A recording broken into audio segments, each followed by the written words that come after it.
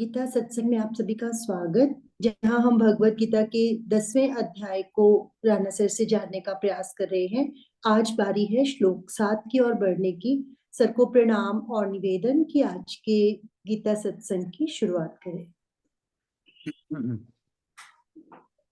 ओम वसुदेव सुतं देवं कंस चाणूरमर्दनम देवकी परमानंदम कृष्णं वंदे जगद्गुरुम। सभी को बहुत बहुत प्रणाम। आज बारी है श्लोक नंबर 7 अध्याय 10। कल हमने श्लोक नंबर 6 किया था, जिसमें आया था कि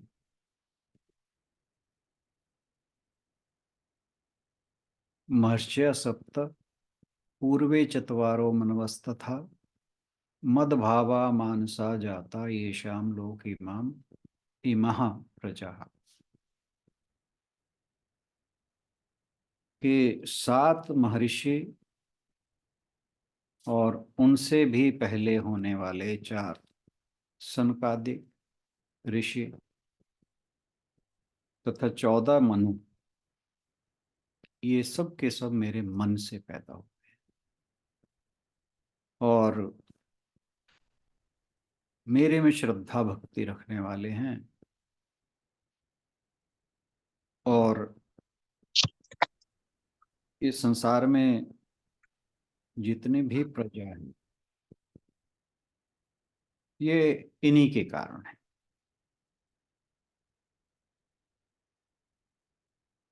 तो सप्तऋषि जैसे हमने बात की थी, 7 ऋषि हैं। सबसे पहले तो 4 सनक सनंदन सनातन और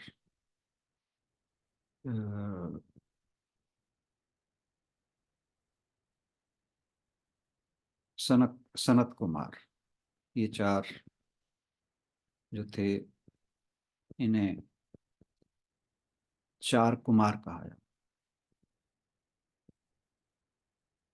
ये हमेशा ही कुमार अवस्था में रहते हैं, भगवान का भजन करते हैं और घूम घूम कर पूरे जगत में भगवान का भजन करते हैं। जगत क्या, पूरे ब्रह्मांड कहना चाहिए। और इनके बारे में प्रसिद्ध है कि अगर इन्हें श्रोता ना मिले तो इनमें से एक जो है वो वक्ता बन जाता है और बाकी श्रोता। तो एक जो है वो भगवान के भजन करता है, बाकी सुनते हैं, या भगवान की कथा करता है, बाकी सुनते हैं। फिर बात आई 7 ऋषियों की। हाँ, जो ये 4 कुमार थे, ये संसार से विरक्त हो गए और इन्होंने भगवान की भक्ति का, भजन का काम करना ज़्यादा अच्छा समझा। और इन्होंने जो सृष्टि के विस्तार की योजना थी उसमें भाग नहीं लिया।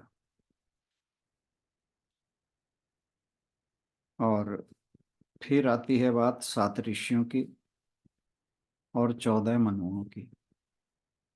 ये 7 ऋषि जो हैं, जिनके नाम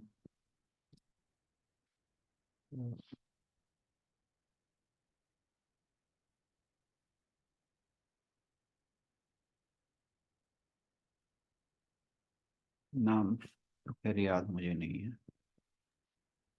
सर मरीचि, अंगिरात्रि, पुरुषोत्तम, ऋतु और विशिष्ट। हाँ, मैंने ये कहा था कि ये जो महर्षि हैं, इनके नाम जो महाभारत है उसके अनुसार अलग हैं, और जो कृष्ण यजुर्वेद है उसमें अलग नाम। 7 नाम की हमें जानने की जरूरत नहीं है। तो जानने मीन्स याद रखने की। तो ये 7 ऋषि और 14 मनु, और इन 14 में से जो ब्रह्मा जी का हर एक कल्प है उसके अलग अलग मनु होते हैं। तो जो अब कल्प चल रहा है उसके 7वें मनु वैवस्वत कहा जाता है, उनका नाम वैवस्वत। और ये जो मनवंतर चल रहा है इसे वैवस्वत मनवंतर ये कहा जाता है। ये 7 ऋषि और जो ये 14 मनु हैं, इनको फिर ब्रह्मा जी ने सृष्टि विस्तार का काम सौंपा, और फिर इन्होंने गृहस्थ जीवन के द्वारा सृष्टि का विस्तार किया। इसीलिए कहा कि ये सारी प्रजा उन्हीं से आती है। तो लेकिन इनका जो जन्म था, इन 7 ऋषियों का, 4 कुमारों का और 14 मनुओं, ये ब्रह्मा जी के मन के संकल्प द्वारा उत्पन्न हुए। इसलिए इन्हें ब्रह्मा जी का मानस पुत्र भी कहा जाता है। यानी ये 7 ऋषि, 4 कुमार और 14, 25 हो गए। ये 25 के 25 लोग जो थे ये मानस पुत्र थे ब्रह्मा जी के। और यानी कहने का भाव ये, मानस पुत्र कहने का भाव ये कि ये स्त्री पुरुष के योग से उत्पन्न नहीं हुए थे। हालांकि इनसे आगे 4 कुमारों को छोड़कर बाकियों सप्तऋषि और मनुओं के द्वारा इस सृष्टि का विस्तार हुआ, क्योंकि इन्होंने फिर आगे गृहस्थ जीवन जिया। तो ये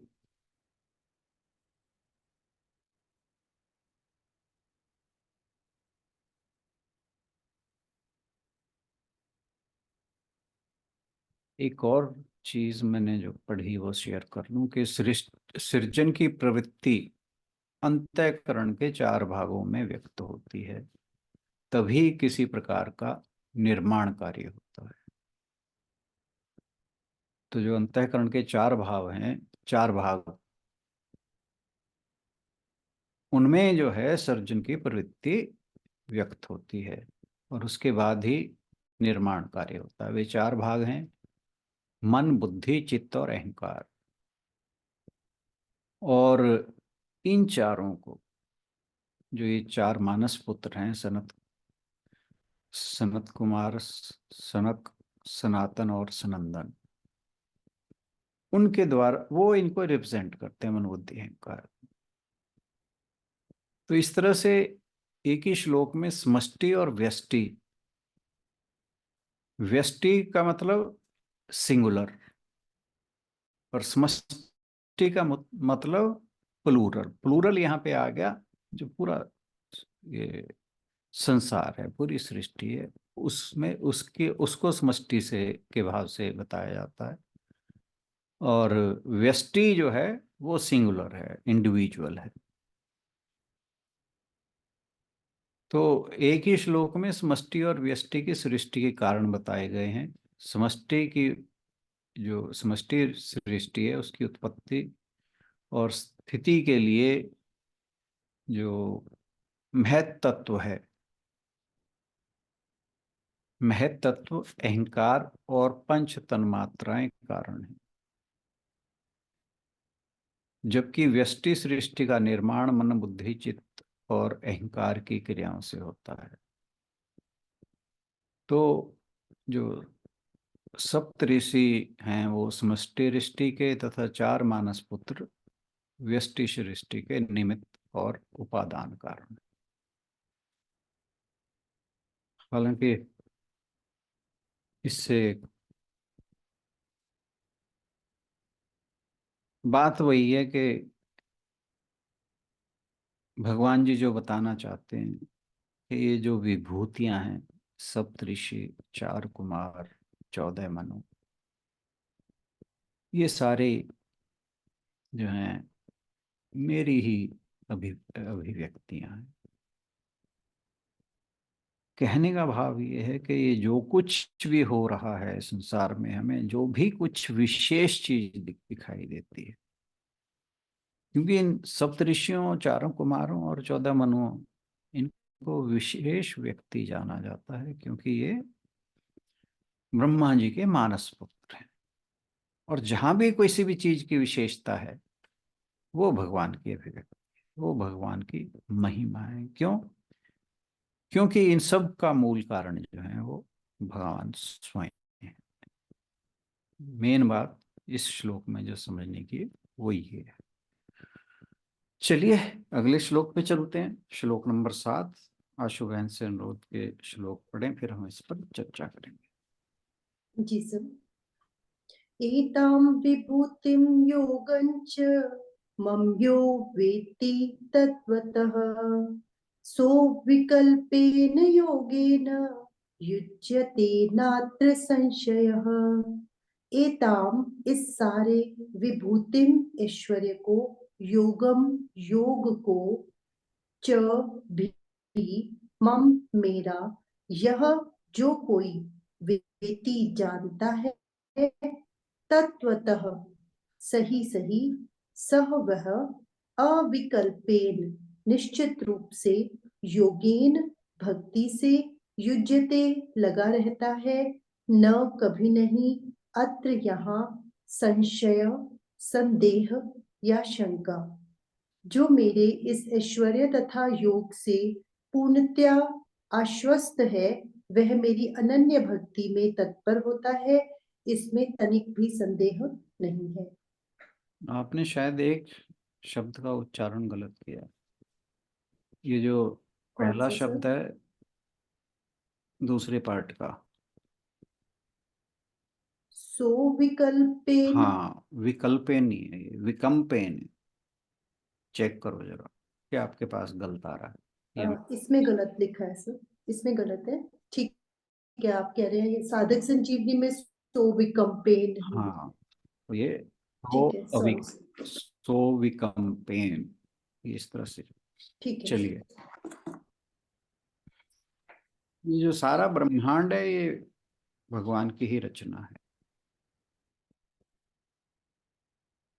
जो कुछ भी इस अस्तित्व में आता है, चाहे वो जड़ हो, चेतन हो, जंगम स्थावर, कुछ भी, सजीव निर्जीव, वो इस ईश्वरी शक्ति से ही सुशोभित है। हर चीज भगवान की अभिव्यक्ति है। उनके गुण हर चीज में प्रकट हुए हैं, और इस सृष्टि में हर चीज का एक विशिष्ट कर्तव्य और एक निश्चित धर्म है। हर चीज जो इस सृष्टि में हमें दिखाई देती है, भगवान जी ने हर एक को एक खास कर्म और एक खास धर्म, इन दोनों को, यानी जो हम खास धर्म की बात कर रहे हैं वो स्वधर्म की काट रहे हैं, और कर्तव्य जो मनुष्य के कर्तव्य हैं या किसी भी जीव के, जैसे भी हर एक का कुछ ना कुछ कर्तव्य है, हर एक का कोई ना कोई धर्म है। तो भगवान श्री कृष्ण कहते हैं कि वे हर चीज के निर्माता, संपूर्ण ब्रह्मांड का विनाशक, सर्व शक्तिमान, सार्वभौमिक भगवान है, जो सभी का पालन करता है। यानी वे ही सृष्टि की रचना करते हैं, सृजन करते हैं, वे ही इसका पालन करते हैं, और वे ही इसको, इसका विनाश का कारण है। यानी जब प्रलय होती है तो वे ही इसके कारण होते हैं। वे सबसे प्रिय मित्र हैं, सबके आंतरिक नियंत्रक हैं। वे कहते हैं कि जो कोई भी सर्वोच्च वास्तविकता, भगवान के लौकिक शक्ति को सच में जानता है, तत्व से जानता है, उनके साथ एक हो जाता है। और कहा कि इसमें कोई संदेह नहीं है कि अगर आप ईश्वर को सच जान लो तो उनके साथ एक हो जाते हैं।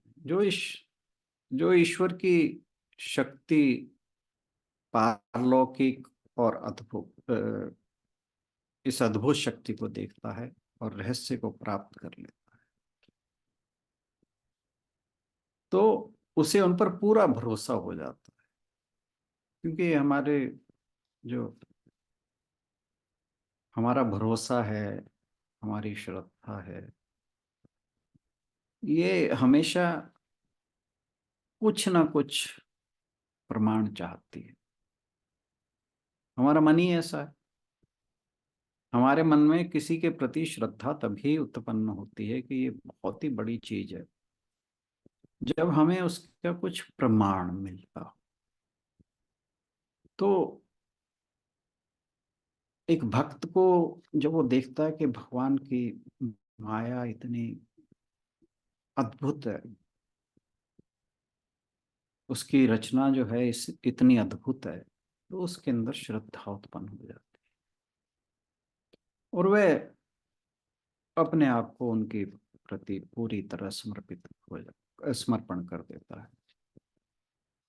और ये जो रहस्य है भगवान को तत्व से जानने का, ये ऋषि मुनियों देवताओं को भी पूर्णतः ज्ञात नहीं है। ये हम पहले पढ़ चुके हैं, कर चुके हैं। भगवान कृष्ण इस रहस्य को अर्जुन को देते हैं और अर्जुन को देकर वे इसे सभी भक्तों को देते हैं। वे कहते हैं कि एक भक्त जो पूरी तरह मेरे प्रति समर्पित है, वे जानता है कि मैं जो है सार्वभौमिक सर्वव्यापी भगवान हूँ। मैं वह सब कुछ हूँ जो चारों ओर है, और जो कोई भी मेरे प्रति समर्पित है वह मेरी एकता से आश्चर्यचकित हो जाता है। हर चीज में जब उसे भगवान नजर आते हैं, ईश्वर नजर आता है, जितनी भी विशिष्ट वस्तुएं हैं इस संसार में, उन सब में भगवान की हर कृति में भगवान का जब दर्शन होता है तो जो भक्त है वो आश्चर्यचकित हो जाता है। और ये भगवान की शक्ति है जो हर जगह काम करती है। भगवान श्री कृष्ण कहते हैं कि जो उनकी विभूति और योग को तत्वतः जानता है, उसका ध्यान निश्चित ही निश्चल हो जाता है। यानी उसके ध्यान में फिर कभी जो मन की चंचलता के कारण बिखराव आता है वो नहीं आता। निश्चल हो जाना इसका मतलब स्थिर हो जाना, और वह भगवान से जुड़ जाता है। ये जो दृश्य मात्र संसार है, ये सब भगवान की माया है।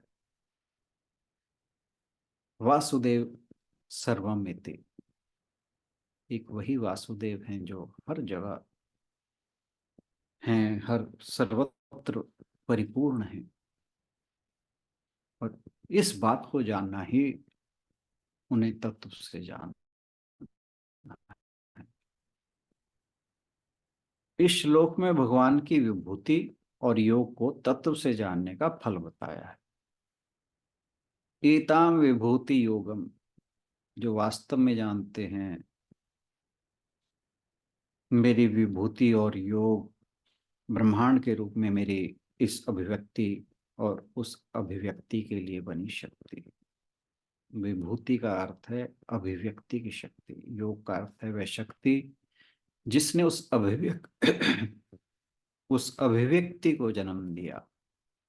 यो वेत्ति तत्वतः, जो इस सत्य को समझते हैं तत्वतः यानी सचमुच, सह ऐसा व्यक्ति, सो विकम्पेन योगेन युज्यते, ऐसा व्यक्ति जो इस सत्य को जानता है वह अविकम्प योग विकसित करता है। अविकम्प का अर्थ अर्थ है अडिग, बिल्कुल स्थिर। तो अविकम्पेन योग का मतलब हुआ ऐसा योग जिसे हिलाया ना जा सके, जिसको डिगाया ना जा सके।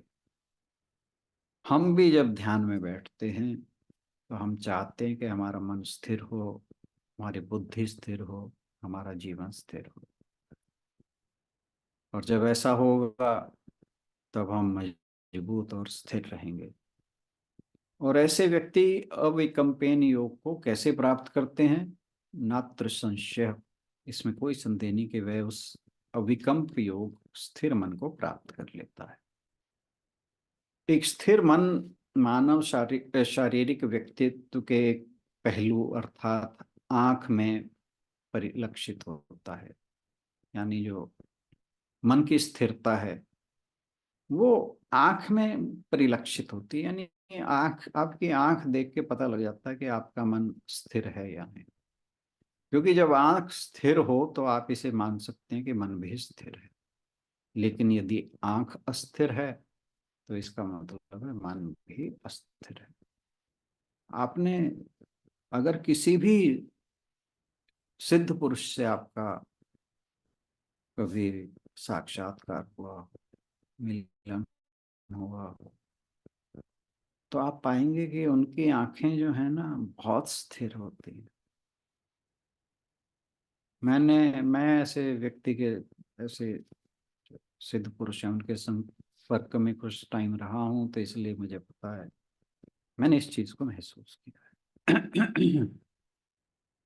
आंख जो है वो मन का सूचकांक है। शेक्सपियर ने कहा था कि चेहरा ही आत्मा का सूचकांक है, और हम इसे सभी स्वीकार करते हैं। और आंख जो है वो मन की स्थिति का सूचकांक है। शांत और स्थिर आंखों का अर्थ है शांत और स्थिर मन, इसमें कोई संदेह नहीं।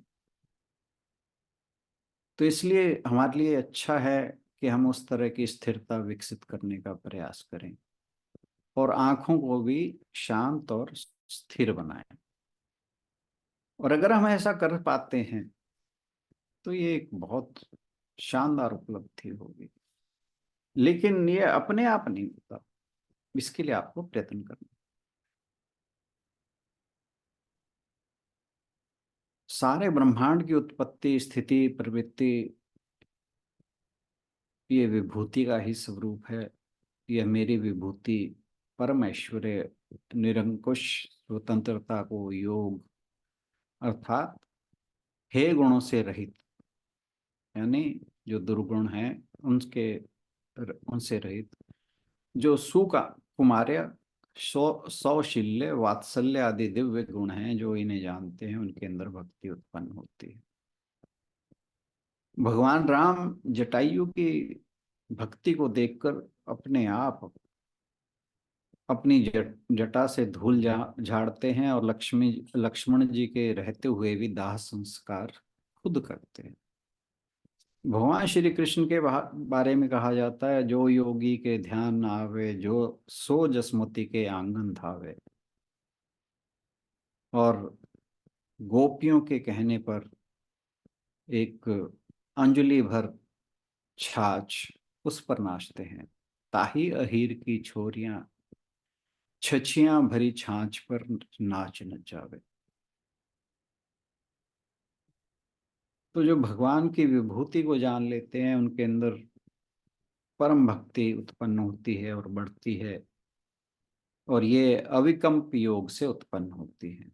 भक्ति योग वाले के माता पिता के लिए माता पिता देवता हैं।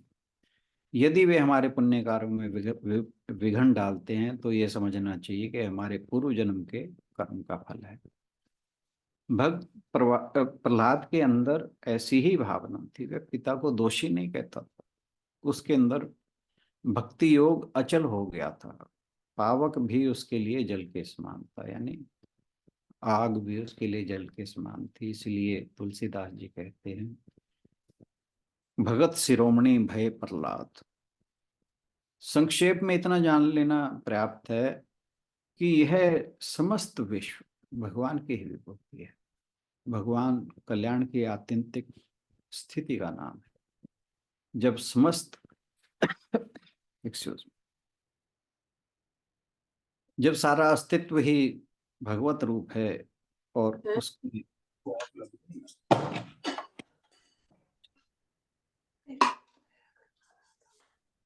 हाँ जी,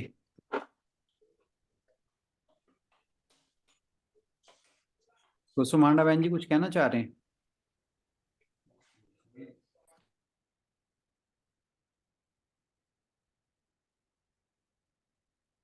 जब सारा अस्तित्व ही मेरा ही रूप है और उसके कभी भी कहीं भी दर्शन किए जा सकते हैं, तो फिर मन के भटकने की आवश्यकता नहीं रह जाती। यदि भगवान का दर्शन कभी होगा तो इस रूप में ही होगा कि वह अभी ही है और यही। यदि वह अभी और यही नहीं है तो फिर वो कहीं भी नहीं। ये वेदांत की भाषा है। If it is here, if it is not here, then it is nowhere. ये वेदांत कहता है कि भगवान अगर यहाँ नहीं है तो फिर कहीं नहीं।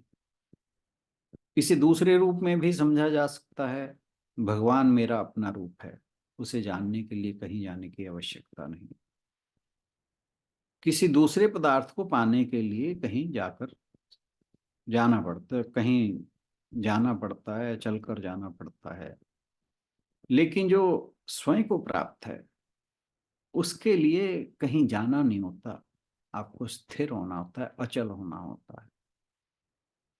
हम चलकर अपने से दूर तो जा सकते हैं पर अपने निकट नहीं आ सकते। इसलिए सारे संसार के दूसरे पदार्थों को प्राप्त करने के लिए हमें जाना पड़ता है, कर्म करना पड़ता है, किंतु इस आत्म स्वरूप परमात्मा को प्राप्त करने के लिए हमें गति और जाना छोड़ना पड़ता है, निष्कंप होना पड़ता है। ये जो अविकम्पेन की बात हो रही है, अविकम्प का मतलब यही है, निष्कंप होना, जहां हिलना डुलना नहीं। गति फल का संयोग है और जहां संयोग है वहां वियोग भी हो। गति संयोग कराती है तो गति ही वियोग भी करा देती है, किंतु जो योग स्थिति के कारण होता है उसका वियोग नहीं हो सकता, क्योंकि जब गति ही नहीं तो वियोग कैसा। जब हमें कहीं जाना ही नहीं है तो फिर छोड़ना क्या है क्योंकि संयोग होगा तो वियोग होगा। इस योग को श्री कृष्ण ने मेरा योग अर्थात भगवान का योग कहा है। इसे वही प्राप्त कर सकता है जो भगवान की विभूति को तत्वतः जानता है। शब्दतः जानना और बात है, यानी शब्दों से के द्वारा जानना,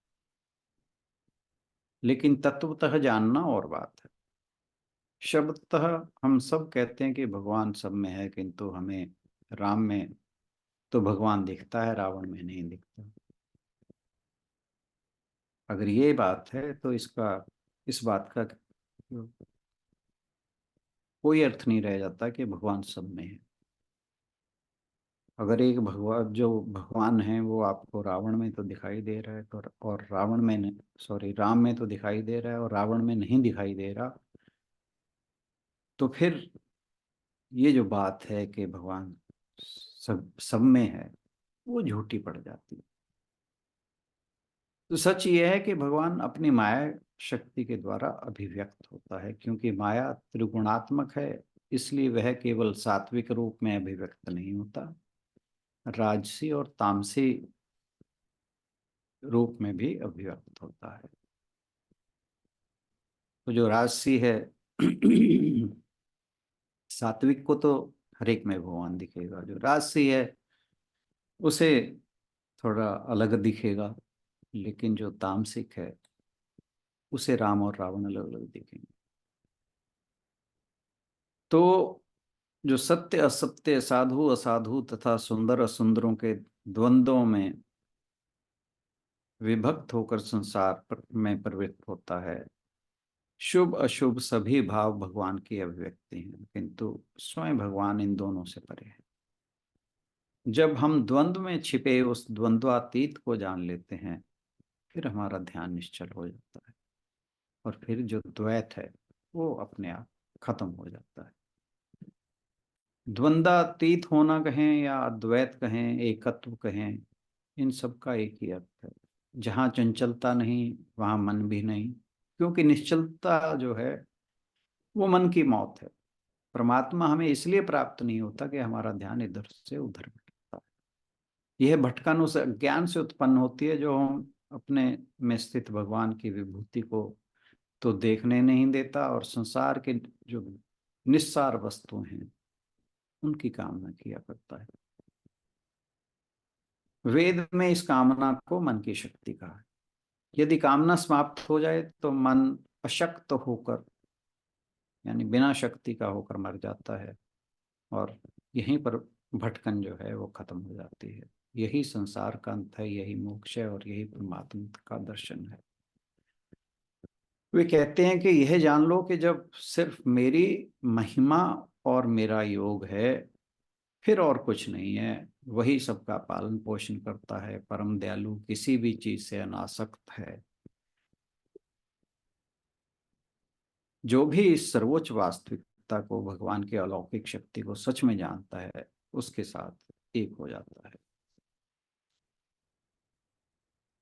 इस प्रकार हे अर्जुन, ये सारे भाव मानो मेरी ही मूर्तियां हैं।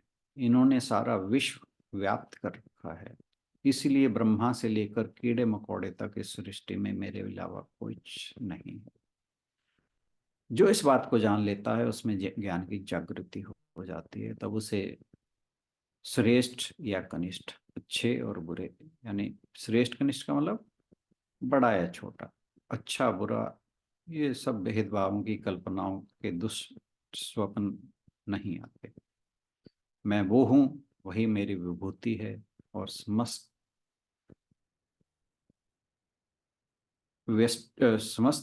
सृष्टि मेरी उस विभूति के अधीन है।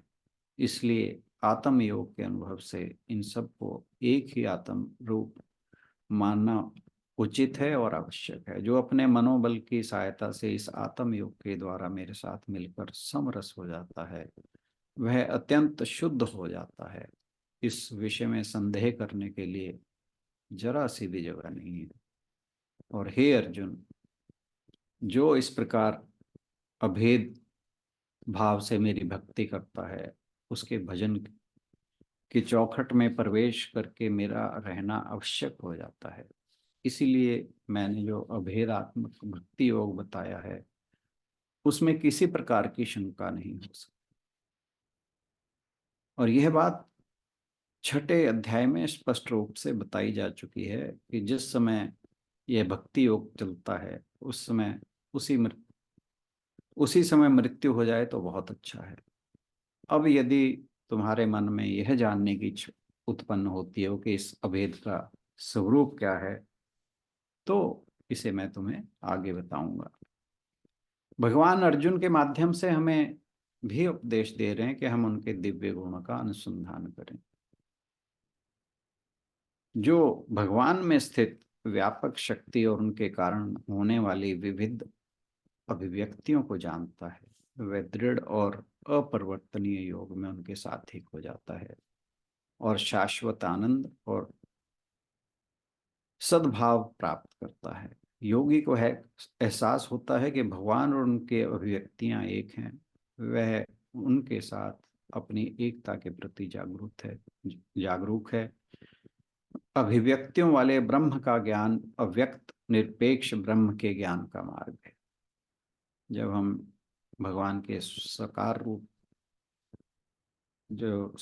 रूप की जो विभूतियां हैं उनके बारे में जान जाते हैं, फिर उस निर्गुण निराकार ब्रह्म के बारे में जानना हमें आसान हो जाता है। विश्व के प्रत्येक कण में भगवान के कौशल को देखकर उत्तम मनुष्य का मन भगवान की भक्ति में दृढ़ हो जाता है। रामकृष्ण परमहंस कहते हैं, जैसे तेल के बिना दीपक नहीं जल सकता, वैसे ही मनुष्य ईश्वर से वंचित नहीं हो सकता। निष्काम योग से क्या तात्पर्य है, इसका जवाब अगले श्लोक में आएगा। आज के लिए इतना ही। बहुत बहुत धन्यवाद। Thank you every much.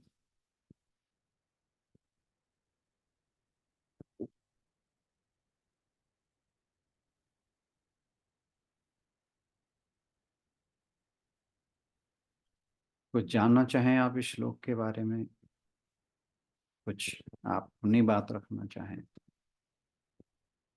क्योंकि जो भी अब हम श्लोक डिस्कस कर रहे हैं इनमें बहुत सी बातें रिपीट भी हो रही हैं। एक ही बात को अलग अलग ढंग से कहा जा रहा है। बात हो रही है भगवान के अभिव्यक्तियों की महिमा की, कि वो किस प्रकार संसार में अभिव्यक्त हो रहे हैं। इन अभिव्यक्तियों को जानकर हमारी जो भक्ति है भगवान के प्रति, उसमें वृद्धि होती है, वो बढ़ती है।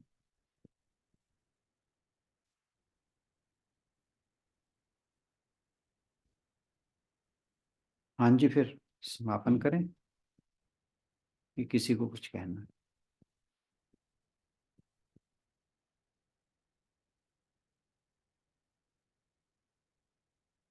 चलिए। ओम पूर्णमदः पूर्णमिदं पूर्णात् पूर्णमुदच्यते पूर्णस्य पूर्णमादाय पूर्णमेवावशिष्यते। ओम शांति शांति शांति। हरिओम। सभी को बहुत बहुत प्रणाम और आज के सत्संग में आने के लिए बहुत बहुत धन्यवाद। सर सभी को लोहड़ी की शुभकामनाएं भी दे दी। आप ही दे दीजिए। चलो, मेरी तरफ से भी, आपकी तरफ से भी, सबकी तरफ से बिल्कुल। ये नंबर्स। सबकी तरफ से सबको लोहड़ी की हाँ, कामनाएं।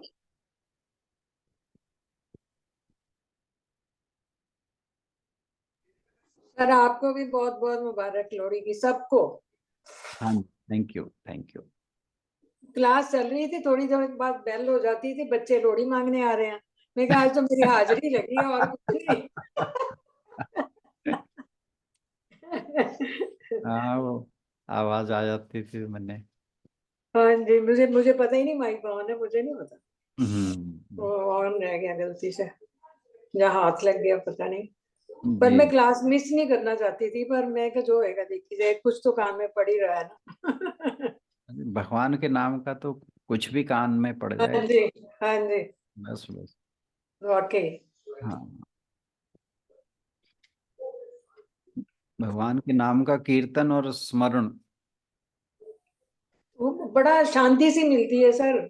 और श्रवण, ये हाँ तो जी, ये मनुष्य की भक्ति भी जगाता है, प्रेम भी जगाता है हाँ और जी, शांत भी करता है। यस, बिल्कुल ठीक है सर। और एक चीज और है कि मनुष्य को प्रोत्साहित भी करता है, उत्साह भी yes, you are right sir, बिल्कुल ठीक है ये बात। हाँ, और उसे ये लगता है कि भगवान मेरे साथ है, भगवान मेरी सपोर्ट में खड़ा है।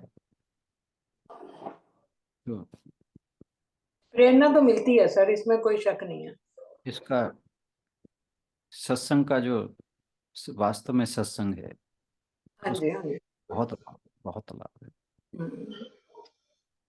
बहुत ज्यादा प्रभाव पड़ता है वाकई। बिल्कुल। कल वो विवेकानंद जी वाला सुन के कि उन्होंने एनसाइक्लोपीडिया एक दिन में पढ़ लिया, मतलब सुन के ही इतना मुझे लगा कि हम तो पढ़ते ही नहीं है। मेरे पास पढ़ी है बुक उनकी, मैंने वो 2-3 पेज पढ़े हैं, बस छोड़ दी। तो फिर मुझे थोड़ी मोटिवेशन मिली, मैं क्या नहीं पढ़ना चाहिए। बिल्कुल। हाँ जी, और इन महापुरुषों के बारे में तो जितना पढ़ेंगे हमारा मन जो है उसमें भक्ति उतनी जल्दी जागृत होगी। जागृत हो गई। यस।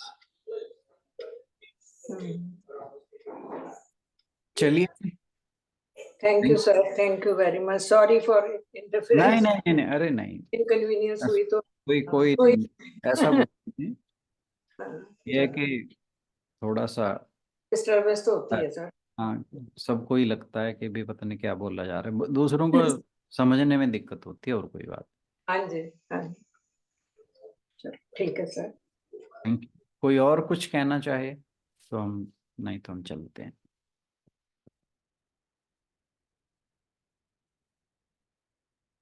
चलिए, थैंक यू एवरीवन।